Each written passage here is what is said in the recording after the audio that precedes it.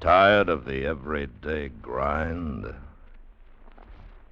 Ever dream of a life of romantic adventure? Want to get away from it all? We offer you Escape.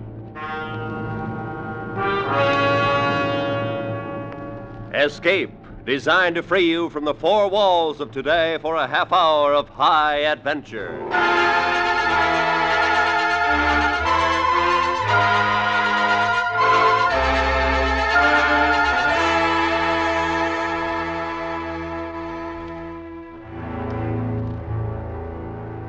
You are walking the streets of an Indian city. Terrifying, sweltering streets.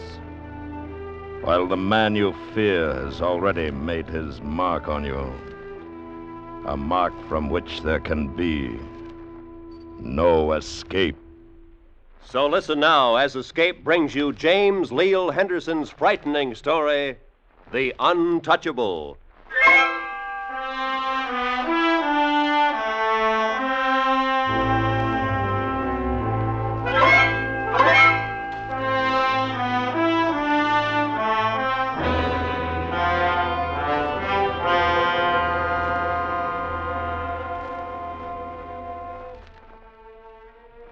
It was a shame about Rydell's having to go to India. It was a shame about the leprosy, too. He was a little man, balding, pale, and in his early 40s. He was fussy and precise and an absolute fanatic about cleanliness. So you can see he was the last man on earth to send to India, even with his wife Prudence along to take care of him. Rydell and I were thrown together on a job. We met for the first time in the Hotel Imperial in Delhi. He was a chemical engineer, and I'm a construction engineer. We'd been hired separately to look over the possibilities of a chemical plant in India.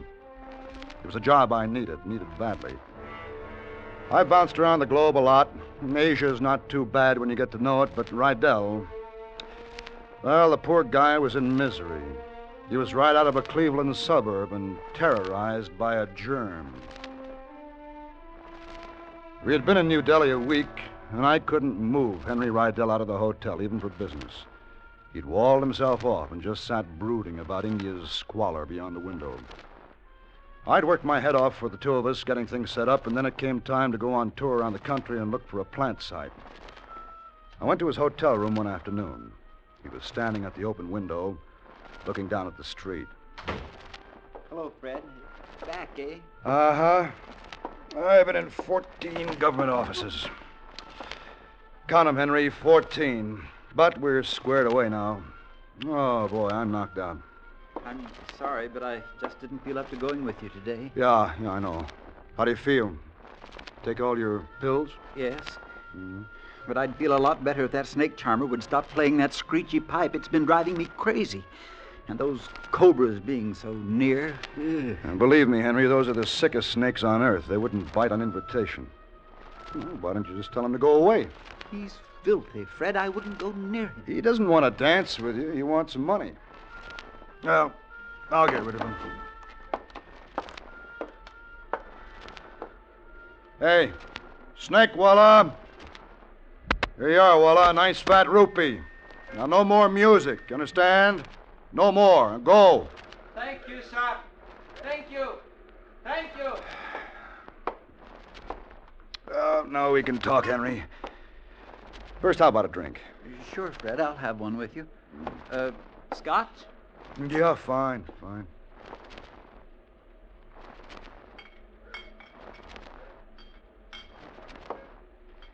Fred, I'm afraid I've only got one glass left that's been put in boiling water. Just give me a glass, Henry. Any glass will do. You should be more careful. A British fellow was telling me yesterday... The whiskey will kill the germs, if any. Look, Henry, I know you've asked the company for a replacement, but we haven't got time to wait for him. You're going to have to go on this trip yourself. You'll have to. We made an agreement. I know, but nobody told me it was going to be like this. Nothing safe to eat. Water buffalo. Who ever heard of eating a water buffalo? And the vegetables will kill you if you touch them. Let's not go through that again. Oh, hello, Fred. How are you? You look tired. Oh, hello, Prue. I am tired. Rough day. Yeah, that's a nice piece of ivory. Isn't it? Buddha. It's very old. I wanted you and Henry to see it. I bought it down in the bazaar. How can you stand it down in those dirty bazaars? Oh, all that Henry, noise? don't be silly. Well, if you two are going You know, to... I'd like you to stay for a minute, if you will, Prue. I think you ought to hear this. I just told Henry that we can't stall on this trip one day longer, so I've bought 2 tickets for tonight's flight to Bombay. That's going to be our first stop. Tonight. Yeah. I won't do it, Fred. I just can't.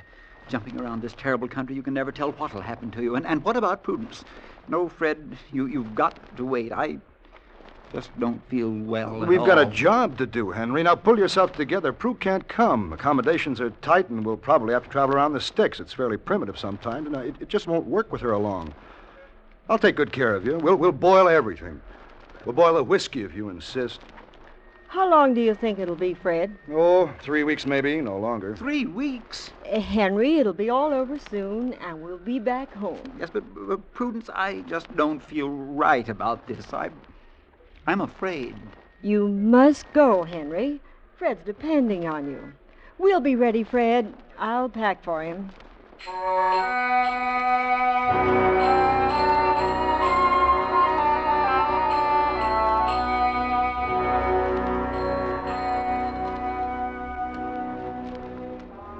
Well, we got off all right with Prudence pushing from behind. We flew down from Delhi and landed at the Bombay airport at first light.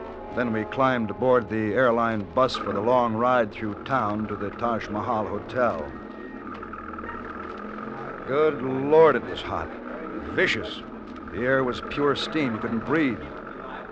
And on the walks, the homeless were beginning to stir. Thousands of them. No place to live, no place to go. The human wreckage of Asia. It is so hot. Bad. No, it is just before the monsoon. Well, we'll get us an air-conditioned room, Henry, a cool bath, nice mango for breakfast. Fresh fruit? Oh, not for me. Taj is a good hotel, Henry, and Bombay is pretty modern, even with all the poor you've been seeing on the streets. You'll see. Well, come on. This is it. It's a nice, cool bath waiting. One over there, please. Fred, look. What? Oh, yeah. Poor devil. Fred, look at him. What is it? I've never seen anything so horrible. His hands, look. He's a leper, Henry. Come on, he won't hurt you. Fred, don't let him touch me. Don't let him. Come on, Henry, I'm hot and I want to get out of here. Now, come on. Fred. Bakshish for a sick man, His Sahib. hands. Sahib. 1 rupee, Sahib. Here. Take it easy, Willa. All right, Henry, let's go. Oh, Fred, his hands. They were horrible.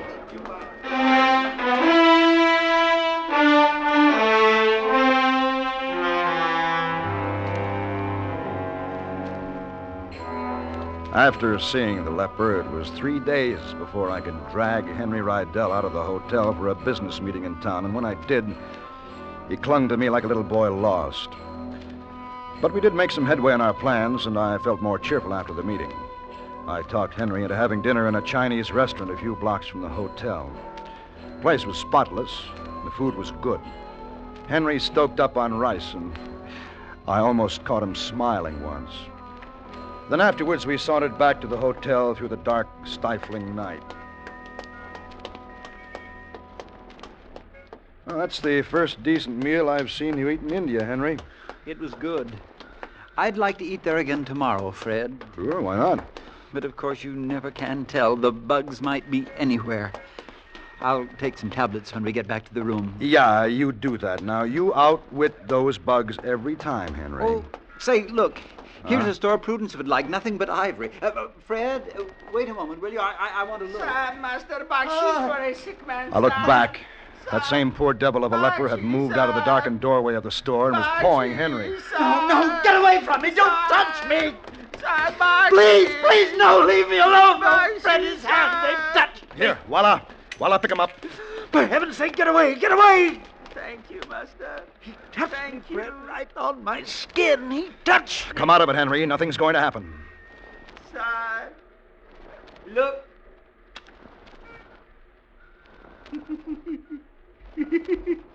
See? Fire, no hurt. Oh. Don't look. Come on, let's get back to the hotel. Fred, his hands. He can hold the flame to them and feel nothing. And he touched me with them. He rubbed me on the bare skin, on my hands and here, on my arm and wrist. I felt it, Fred. I felt it rubbing into me. Henry, believe me, you don't catch leprosy that way. Now, nothing's going to happen to you. I've got to wash. Right now, I've got to wash.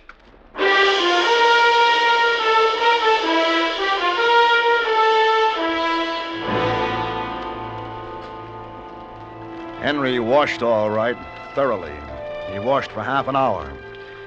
This I didn't mind, but as I turned and twisted in bed through the hot blanketing night, I could hear him. Every few minutes, washing. He kept it up day and night. Wherever we were, washing harder and harder. He scrubbed those places on his arm and wrist with a brush until the skin was rubbed raw. For 2 days it went on like that, but I let it pass. I didn't say anything. I needed him for the tour, good or bad. Gosh knows he wasn't worth much in that state, but he was docile. Nice and docile. Nothing seemed to bother him so long as he had a place to wash. Henry, you're clean enough for tonight.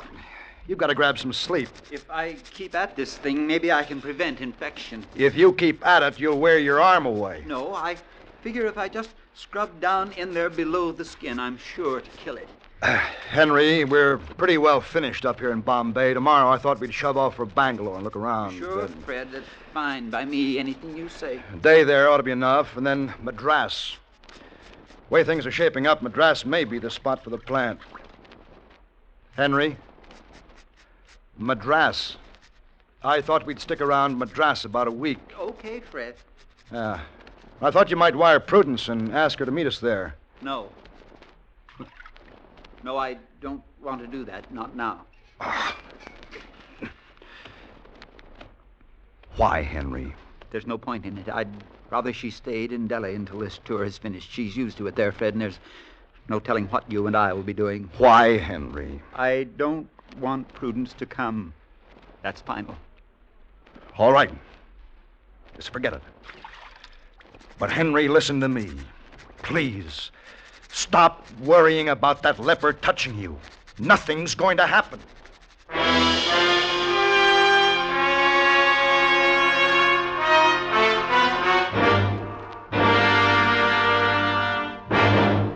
We will return to Escape in just a moment. But first, tomorrow night, the Lux Radio Theater brings Joan Fontaine and Charlton Heston to its microphones, co-starring in The President's Lady. It's the true scandal-ridden story of President Andrew Jackson and his wife Rachel, with Joan in the title role and Charlton as Old Hickory. That's on the Lux Radio Theater. The same night, CBS Radio stars Mr. John Hodiak in Suspense's production of Hellfire.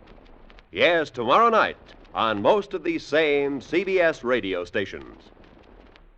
And now, back to Escape.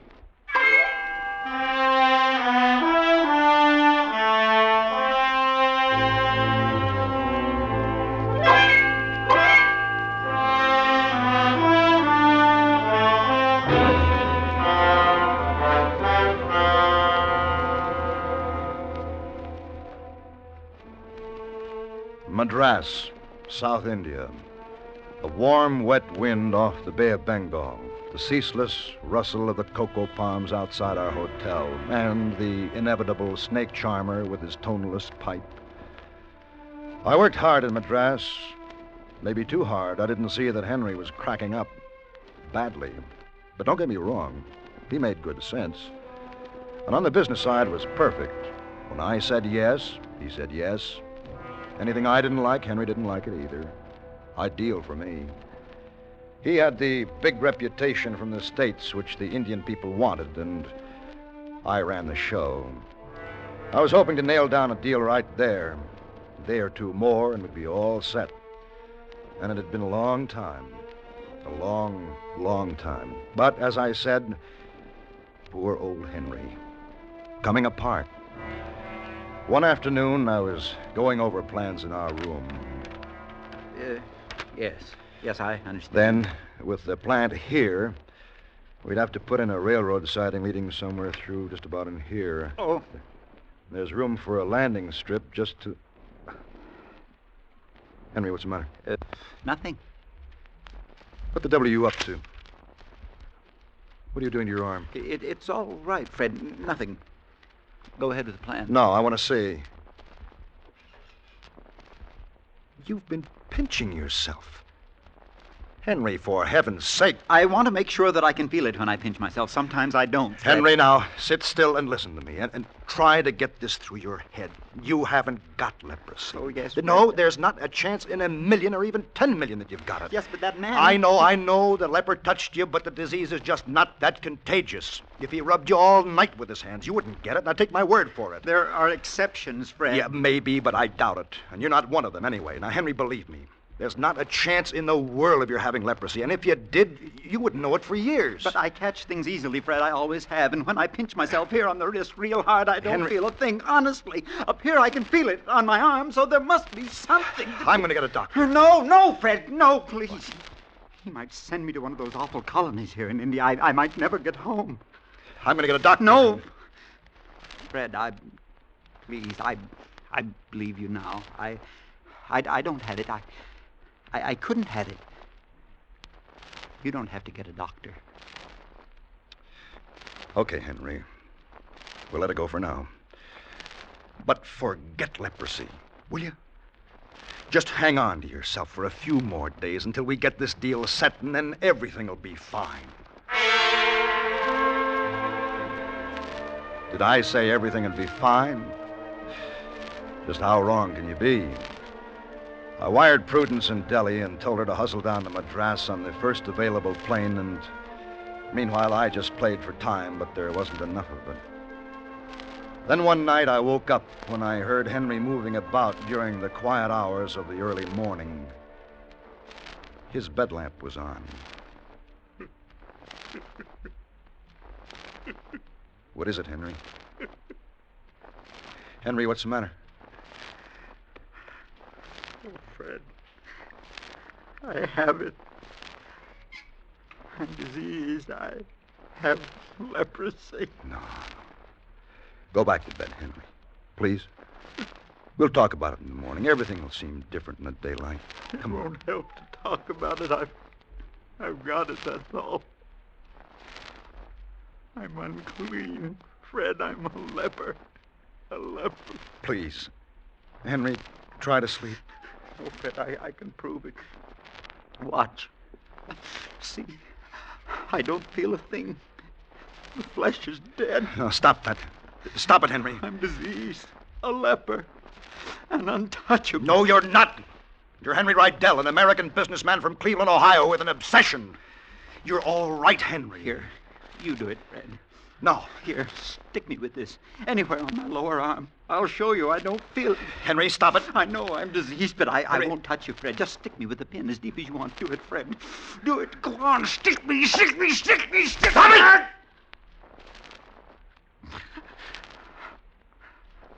I'm a leper. Yeah. I guess that's right. Will you try to sleep now, Henry? Yes. I'll sleep.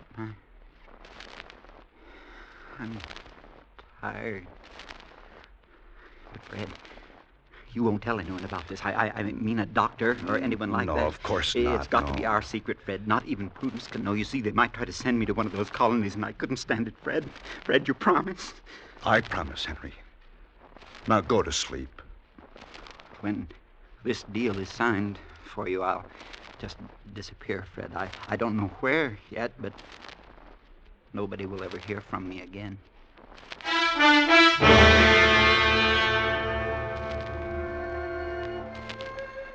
I got up early the next morning to meet the plane from Delhi. Prudence was coming. Thank heaven she was coming. Henry was still sleeping like a stone. I left quietly, praying to get back with Prudence before he waked. I was scared, and, well, I didn't like myself much. I had dragged Henry into this appalling mess and then let it get out of hand because I wanted that contract. I wanted to make a buck. On the way from the airport to the hotel, I tried to break Prudence in gently, but the simple fact that I and not Henry had wired her was enough to convince her that something was seriously wrong.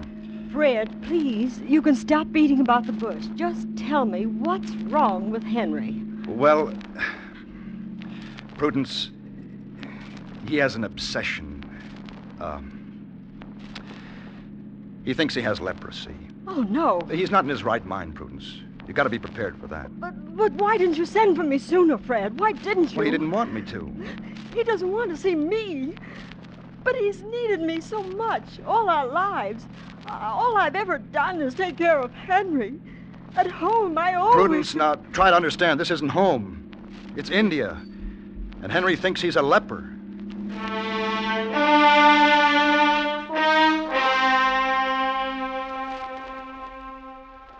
At the hotel, Prudence and I hurried to the room. But the door was locked from the inside. Henry! Henry, open the door! It's Prudence! Henry! Henry, please open the door! I know he's in there. Oh, I want to help you, darling. Please let me in. Please! Prudence, go away. Go back home. No, I want to see you. Please let me in. It's no use, Prudence. Forget me. I'm unclean. Go back home. Henry! You've got to forget me, Prudence. Don't you see? I'm dead. For you, I'm dead. I'm finished. Oh, Henry. Henry Riddell is dead.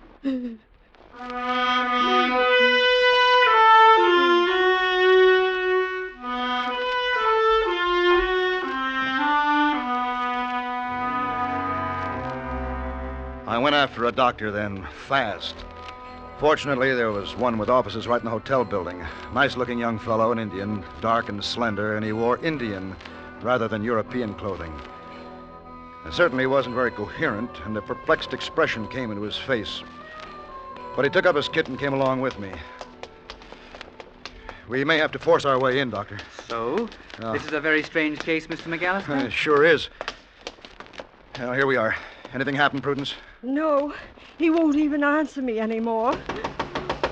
Henry! Henry! Well...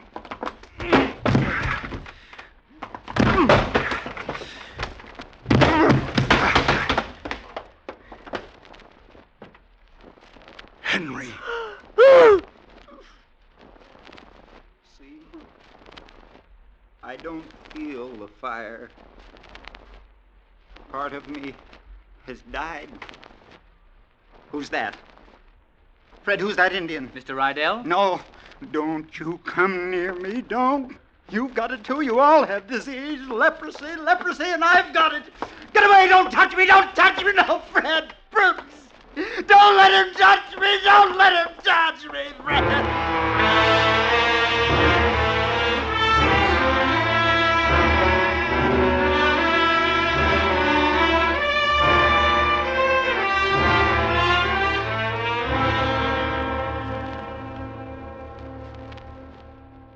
That was it.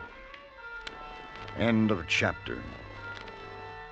Dr. Pedaswamy shot him full of drugs, knocked him out.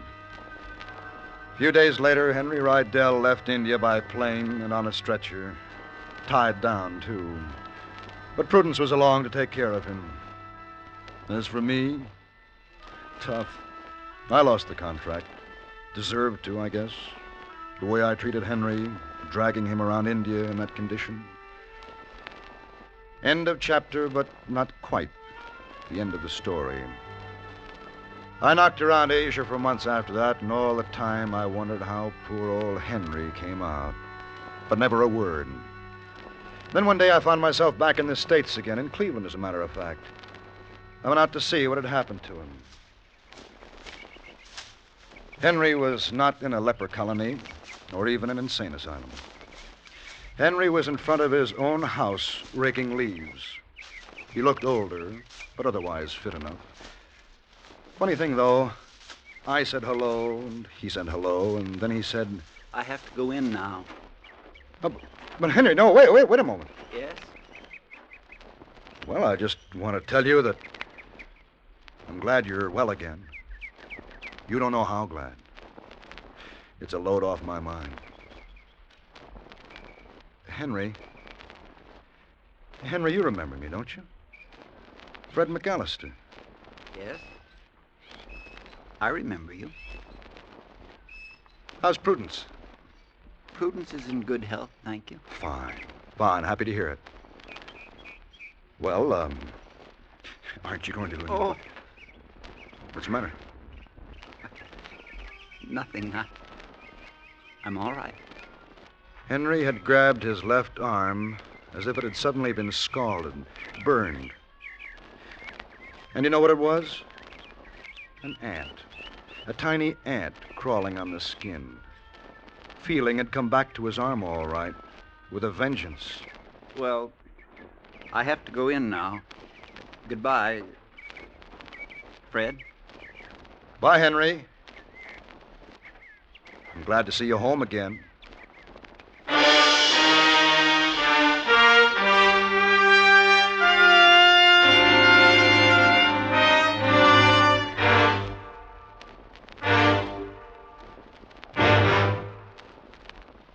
Under the direction of Anthony Ellis, Escape has brought you The Untouchable, a story by James Leal Henderson, starring John Dehner as Fred and Parley Baer as Henry.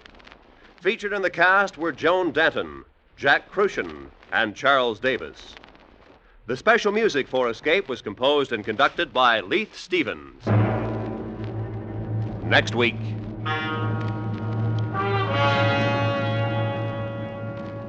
You are in your house, surrounded by all that is secure and normal. While outside, your children are playing a new and wonderful game, the result of which will mean for you a fate from which there is no escape. So listen next week, when Escape will bring you Ray Bradbury's terrifying story, 0 Hour.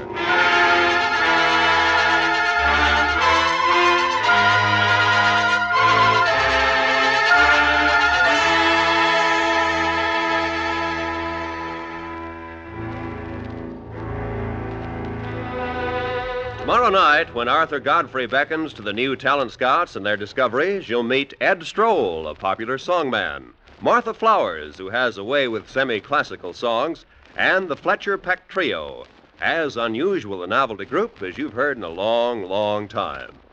They're all potential winners on Arthur Godfrey's Talent Scouts. Yours for fun and human interest, tomorrow night on most of these same CBS radio stations. Be sure to hear it. Arthur Godfrey's Talent Scouts. This is Roy Rowan speaking.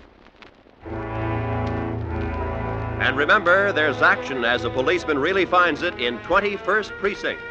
Tuesdays on the CBS Radio Network.